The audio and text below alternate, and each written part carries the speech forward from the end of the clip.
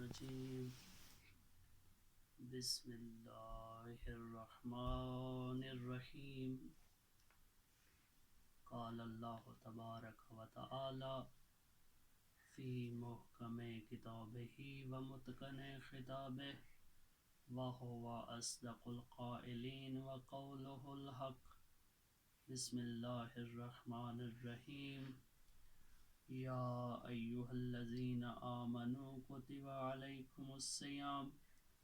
كما كتب على الذين من قبلكم لعلكم تتقون۔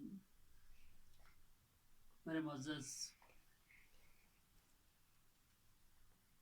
ان گفتگو کے سننے والے جن تک یہ گفتگو پہنچے گی، ہمارا موضوع گفتگو ان ایام میں کہ جو ایام خدا ہیں، یہ ماہ مبارک ہر لحاظ سے عظمت والے ہیں، یہ دن عظمت والے ہیں، یہ راتیں عظمت والی ہیں۔ یہاں پہ ایک دو روایات آپ کی خدمت میں بیان کرتا ہوں، جہاں پہ یہ ذکر ہوا ہے کہ اس ماہ میں انسان کا سانس لینا بھی تسبیح کے برابر عبادت ہے۔ اس ماہ میں خداوند متعال نے بہت سارے عظمات، بہت سارے مصلحتیں خداوند متعال نے اس ماہ میں رکھی، لیکن وہ عظمتیں صاحبان ایمان کے لیے ہیں، جیسے کہ آپ کی خدمت میں سورہ بقرہ کی آیت نمبر 183 کہ جس میں خداوند متعال اس انداز سے بیان فرما رہا ہے، یا ایھا الذین آمنو، اے وہ لوگ کہ جو صاحبان ایمان ہیں، یعنی جو ایمان سے بھرپور ہیں، جو ایمان لا چکے ہیں۔ خداوند متعال ان لوگوں سے کلام کر رہا ہے کہ جو صاحبان ایمان ہیں۔ جب انسان صاحبان ایمان ہو جاتا ہے تو اس کے بعد خداوند متعال اس انداز سے ارشاد فرماتا ہے کہ اے صاحبان ایمان، ہم نے روزے تم پر لکھ دیے ہیں، روزے تم پہ فرض کر دیے گئے ہیں۔ یہاں پہ کتبہ بمعنی فرضہ ہے کہ خداوند متعال نے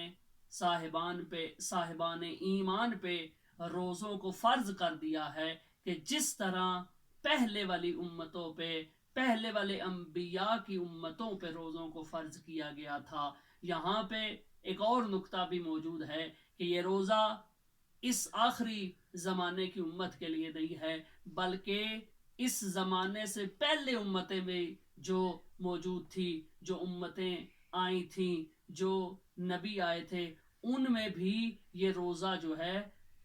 یہ سنت الہی ہے، اس میں ان امتوں میں بھی یہ روزہ جو ہے وہ موجود تھا۔ تو روزہ خداوند متعال کی طرف سے ایک نعمت عظیم ہے۔ خداوند متعال نے انسان کو ایک اور فرصت دی ہے۔ انسان ذرا توجہ کرے کہ خداوند متعال انسان 11 ماہ کھاتا ہے، اپنی مرضی سے کھاتا ہے، صبح کھاتا ہے، دوپہر کو کھاتا ہے، شام کو کھاتا ہے، یعنی مختلف اوقات میں انسان خدا کے دیے ہوئے رزق سے کھاتا ہے۔ لیکن یہاں پہ اس ماہ میں خداوند متعال نے انسان کو یہ کہا ہے کہ سحری کرو، وہ بھی عبادت ہے۔ یہاں پہ دیکھیں بعض چیزوں کو لطف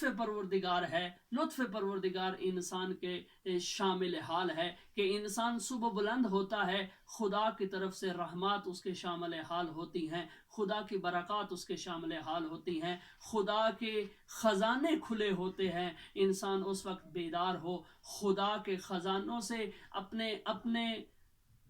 اپنے قلب کو منور کرے۔ انسان جب اس وقت بیدار ہوگا، خدا کی طرف متوجہ ہوگا، خدا کے ساتھ گفتگو کرے گا، خدا کے ساتھ محو کلام ہوگا، खुदावंद मुताल ने कहा कि तुम खाते हो 11 माह, लेकिन ये एक माह मेरी मर्जी से खाओ, जब मैं कहूँ खाओ, जब मैं कहूँ ना खाओ तो ना खाओ, यानी सहरी करो और उसके बाद इताअत खुदा में अपने आप को इस अंदाज से ढालो कि जो औकात वसत में है उस तो इस अंदाज से गुजारो कि जैसे खुदा ने कहा है, रोज़ा फ़कत भूखा रहने का नाम नहीं है, प्यासा रहने का नाम नहीं है। इंसान के तमाम आज़ा का रोज़ा होना चाहिए, इंसान के हाथों का भी रोज़ा होना चाहिए, इंसान के ज़बान का भी रोज़ा होना चाहिए, इंसान के दिल का भी रोज़ा होना चाहिए, इंसान की आंखों का भी रोज़ा होना चाहिए। इंसान चल रहा है तो इंसान के आज़ा से ज़ाहिर हो कि ये रोज़ेदार है। इंसान का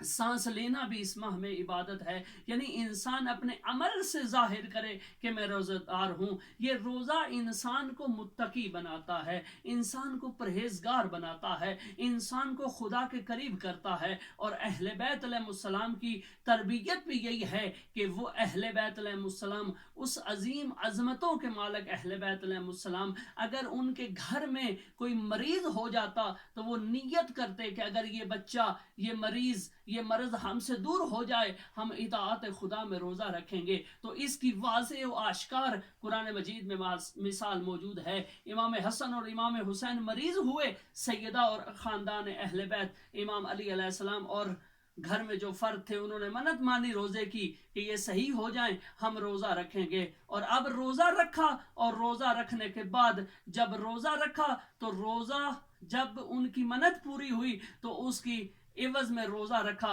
अब पहले दिन रोज़ा रखा तो खुदावंद मुताल की तरफ से कुरान मजीद इस अंदाज से इरशाद फरमाता है, वयुतइमून तामा अला हुब्बिही मिस्कीनम व यतीमम व असीरा। अब अहले बैत अलैहिस्सलाम ने रोज़ा रखा, एक दिन मस्कीन आता है, एक दिन यतीम आता है, एक दिन असीर आता है। अहले बैत अलैहिस्सलाम रोज़ेदार हैं, लेकिन रोज़ा नमक से अफ्तार कर लेते हैं, पानी से अफ्तार कर लेते हैं। जो अफ्तारी का सामान होता है वो यतीम को उठा के दे देते हैं, मिस्कीन को उठा के दे देते हैं, असीर को उठा के दे देते हैं।